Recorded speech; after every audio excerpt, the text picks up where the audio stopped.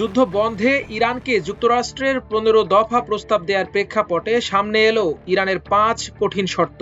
Israel ও যুক্তরাষ্ট্রের সঙ্গে যুদ্ধ বন্ধের চুক্তিতে পৌঁছাতে তেহরান ৫টি শর্ত দিয়েছে বলে এক প্রতিবেদনে জানিয়েছে মিডল ইস্ট মনিটর।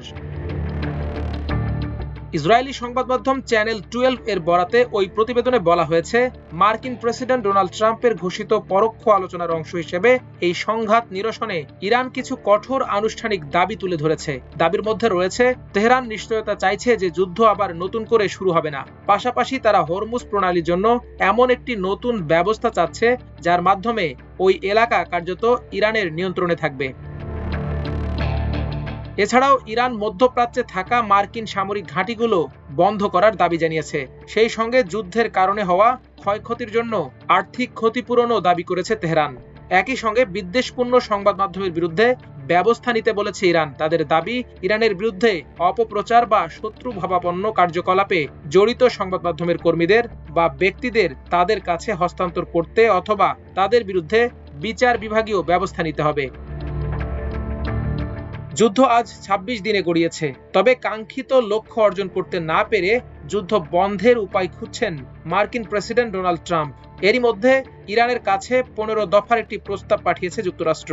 কূটনৈতিক সূত্রের বরাত দিয়ে দ্য নিউ ইয়র্ক টাইমস জানিয়েছে, প্রস্তাবটি পাকিস্তানের মাধ্যমে তেহরানে পৌঁছানো হয়েছে। প্রতিবেদন অনুযায়ী এই প্রস্তাবে ইরানের পারমাণবিক কর্মসূচি, ব্যালিস্টিক ক্ষেপণাস্ত্র উন্নয়ন এবং হরমুজ প্রণালীর সামুদ্রিক নিরাপত্তা নিয়ে নির্দিষ্ট কাঠামো তুলে ধরা হয়েছে।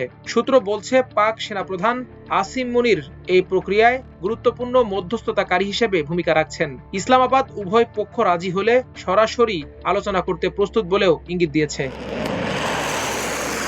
মার্কিন প্রেসিডেন্ট ডোনাল্ড ট্রাম্প সম্প্রতি দাবি করেছেন, তেহরানের সঙ্গে খুব ভালো ও ফলপ্রসূ আলোচনা হয়েছে। তিনি ইরানের জ্বালানি অবকাঠামোর ওপর হামলা ৫ দিনের জন্য স্থগিত রাখার ঘোষণাও দেন।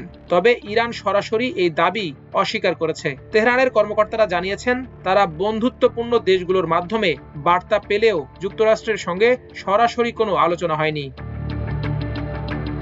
বিশ্লেষকদের মতে ১৫ দফার এই প্রস্তাব সংঘাত নিরসনের একটি সম্ভাব্য কূটনৈতিক পথ খুলে দিলেও তা বাস্তবায়ন নির্ভর করছে ইরানের সম্মতি, ইসরায়েলের অবস্থান এবং চলমান সামরিক পরিস্থিতির ওপর। সব মিলিয়ে যুদ্ধের মাঝেই কূটনৈতিক তৎপরতা বাড়লেও সমাধানে এখনো অনিশ্চয়তা রয়েই গেছে।